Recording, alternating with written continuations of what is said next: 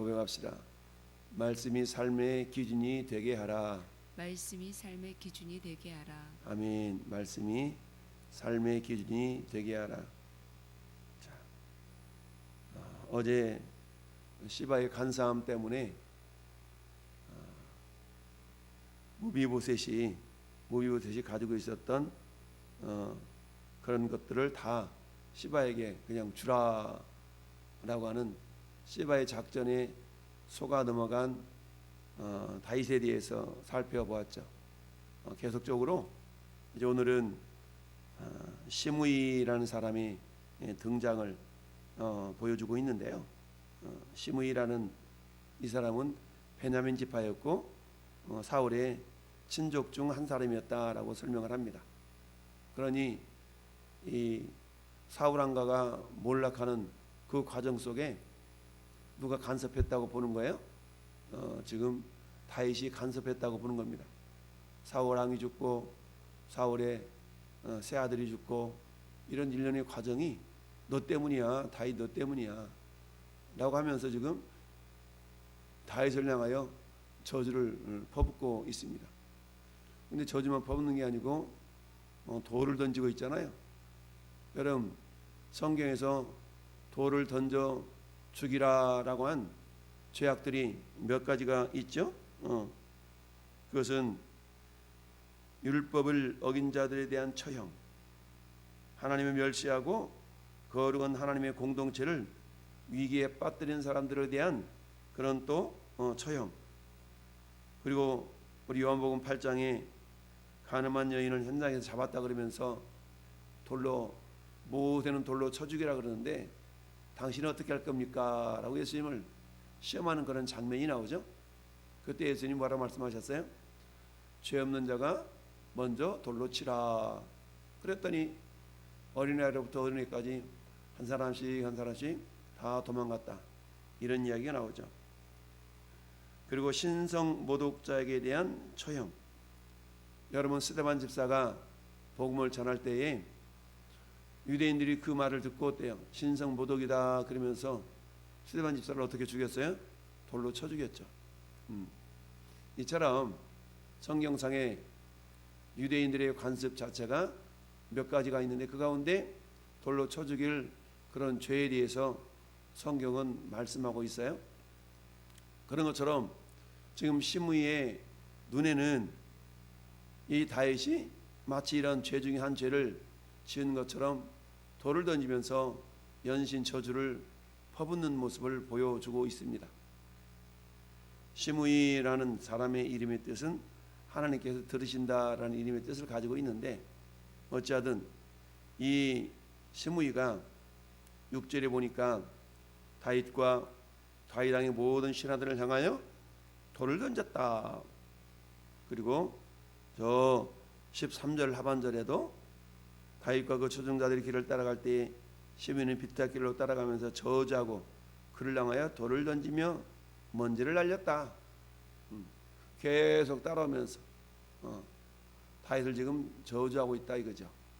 근데 이 모습을 옆에 있던 신하들이 보기 참 민망할 거 아니겠어요? 그래서 그 가운데 누가 얘기를 하고 있어요? 9절에 수리아의 아들 아비새가 왕께 여짜오되 이 죽은 개가 어찌 내 주 왕을 저주하리까? 내가 건너가서 그의 머리를 베게 하소서. 저 깜도 안 되는 것이 지금 이러고 있죠. 깜도 안 되는 것이 왕이여 내가 저는 확 그냥 베버릴까요? 지금 이러고 있는 거예요. 수리아 아들, 수리아는 누구냐? 다윗의 누나입니다. 다윗의 누나. 그러니까 수리아의 아들, 수리아는 여자 이름이에요.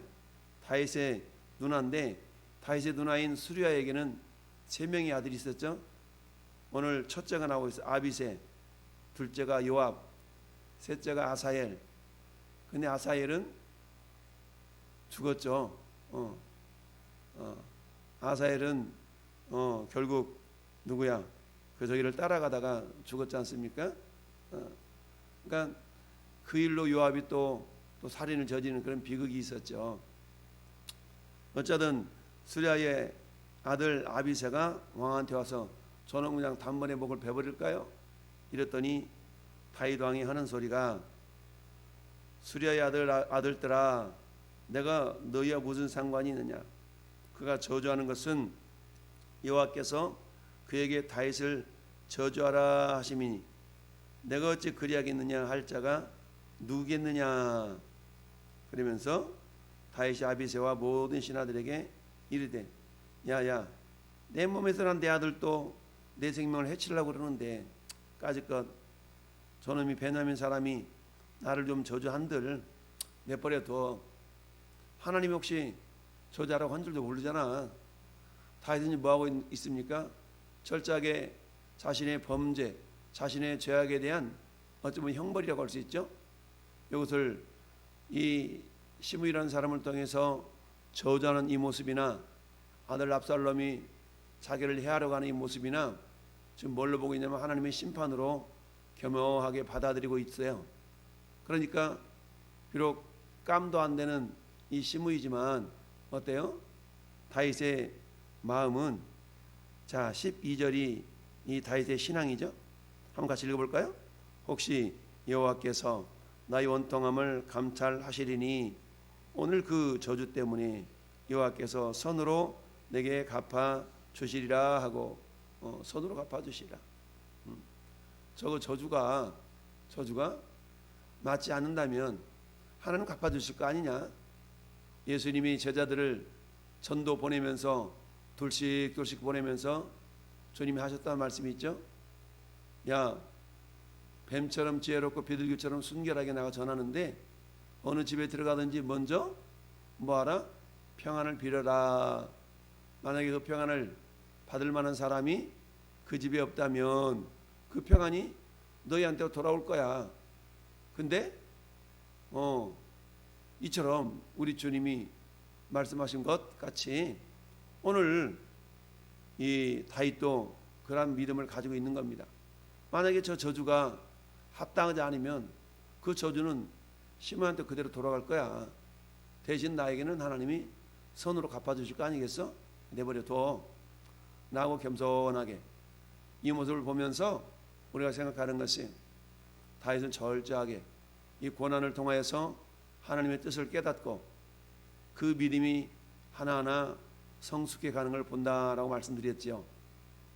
시편 119편 60절 71절에 고난당한 것이 내게 유익이라.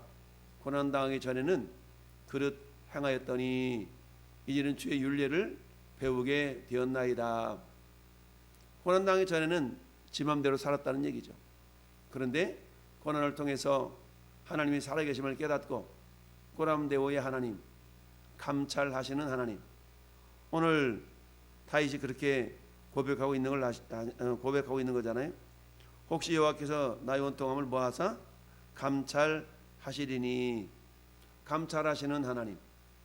여러분 우리 주일 말씀 귀 기울이는 하나님에 대해서 살펴봤죠.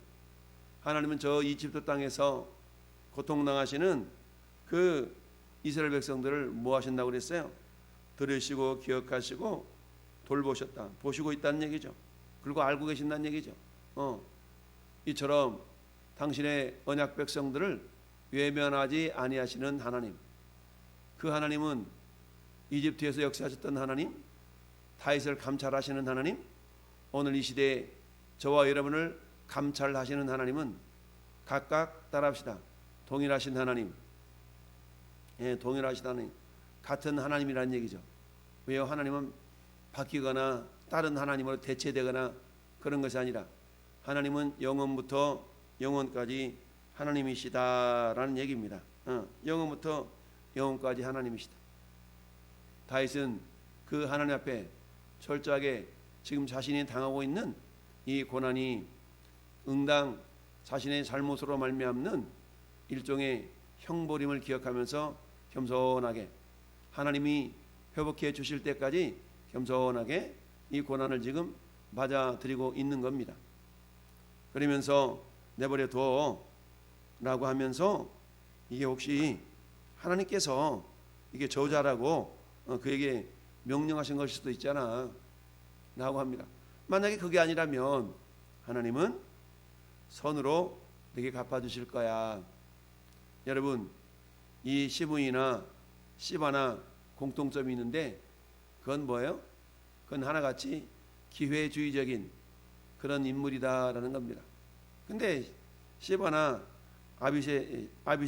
시므이나 시바뿐만 아니라 오늘 이 시대를 살아가는 저와 여러분들에게도 기회주의적인 속성이 전혀 없는 건 아닙니다.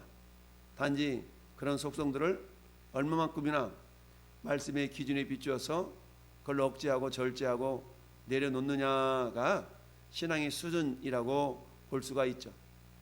결국 이 시므이는 어떻게 됩니까?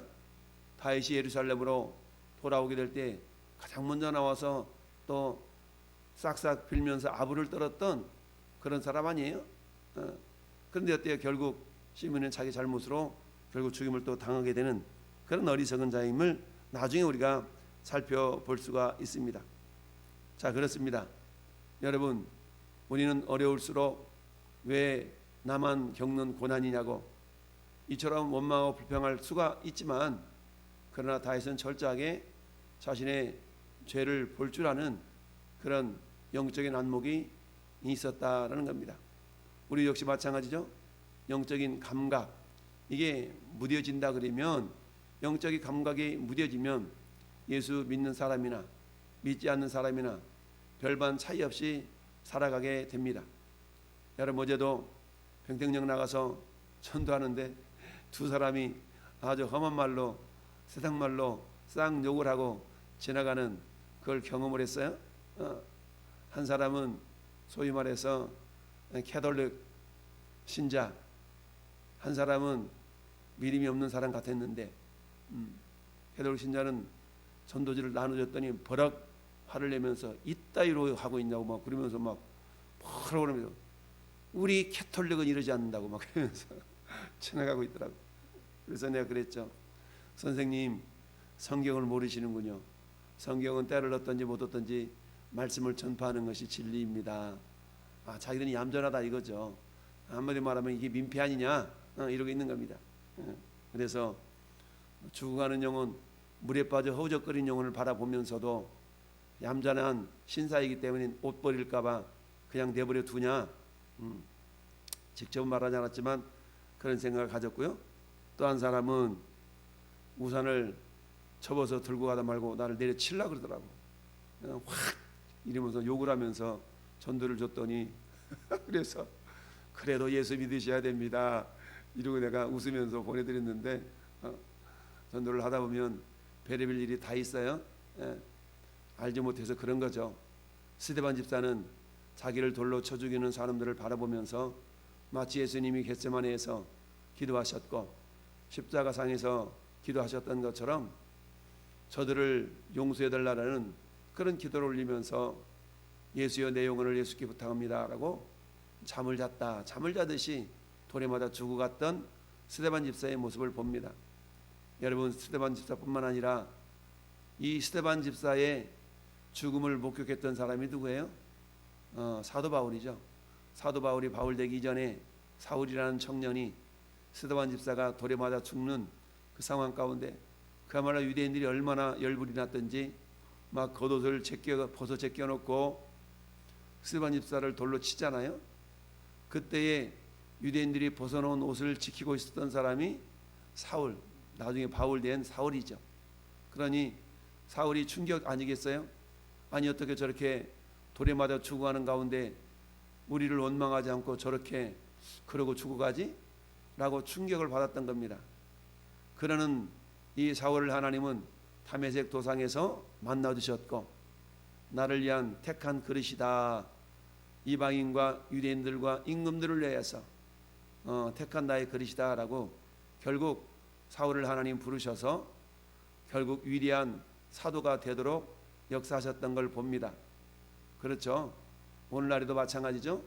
심하게 복음을 거부하고 있다는 얘기는 저는 그 내면의 영혼이 구원을 간절하게 갈망하고 있다라고 저는 봅니다. 우리 인간은 육체뿐만 아니라 우리 내면에 영혼이 있잖아요. 영혼의 부르짖음이라고 생각을 해요. 그러니 안타깝고 불쌍한 거죠. 그래서 오늘 하루도 저 여러분을 향하신 어떠한 행동 하나하나도 우리는 말씀이 기준이 되어져서 다윗이 고백했던 것처럼 내버려 둬라. 하나님이 나를 저주하라고 명한 줄로 어떻게 알겠느냐.